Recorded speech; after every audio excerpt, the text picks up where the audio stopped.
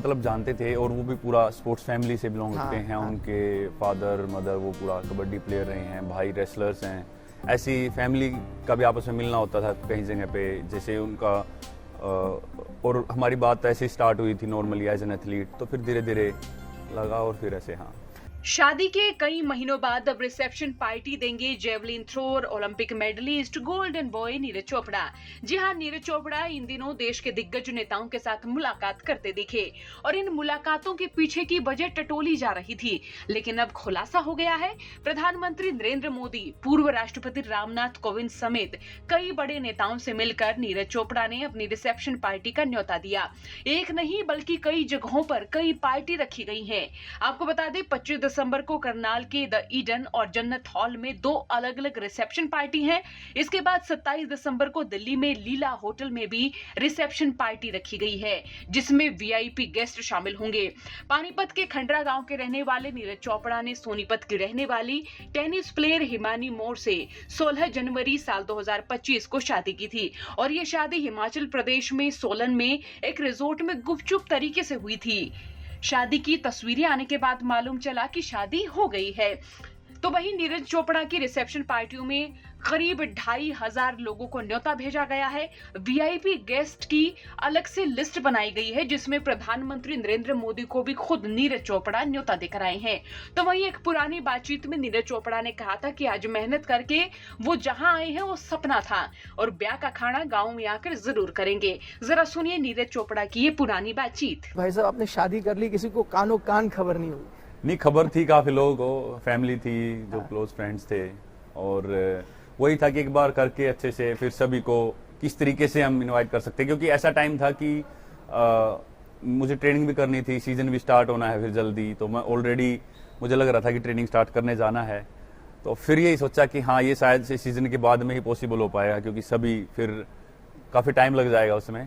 तो नहीं, बिल्कुल पता था, और मैं सभी को ये कहना चाहूँगा कि जल्द ही सभी के साथ मिलना होगा।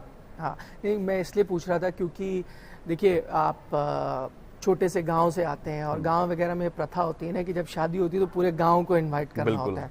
तो गांव वाले भी नाराज होंगे, आपने उनको कहा है? नहीं, वो समझ गए, मतलब उनको पता है। हमने कभी भी कुछ भी किया है, जैसे सिस्टर की मैरिज हुई थी, टोक्यो ओलंपिक के बाद जब मेडल जीत के आए थे, तो तब भी हमेशा जब भी कोई फंक्शन करते हैं पूरे गांव का या सभी का खाना करते हैं, तो उनको पता है कि ऐसे तो भागेंगे तो नहीं, पर वो बिल्कुल सभी से बात होगी है बाद में, जब भी नीरज फ्री होगा और हिमानी की भी क्लासेस खत्म हो जाएंगी, तो उसके बाद हम वो पूरा करेंगे। अच्छा, मैंने शुरुआत में कि मोस्ट एलिजिबल बैचलर का वो टैग आपसे चला गया है। वैसे ये एक हार है जिसमें हार की भी जीत है, लेकिन आपको पता है कितने दिल टूटे होंगे? कभी आपने इसके बारे में सोचा है?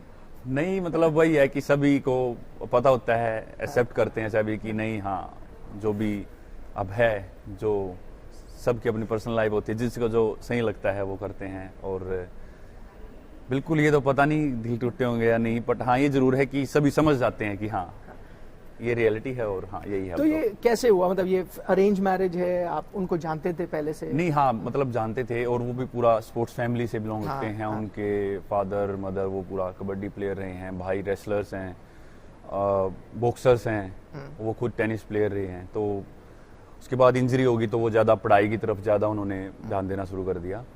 तो पूरा फैमिली स्पोर्ट्स बैकग्राउंड से है, और मेरे स्टार्ट करने के बाद हमारी फैमिली भी एक स्पोर्ट्स फैमिली बन गई। तो ऐसी फैमिली का भी आपस में मिलना होता था कहीं जगह पे, जैसे उनका और हमारी बात ऐसे स्टार्ट हुई थी नॉर्मली एज एन एथलीट, तो फिर धीरे धीरे लगा और फिर ऐसे हाँ।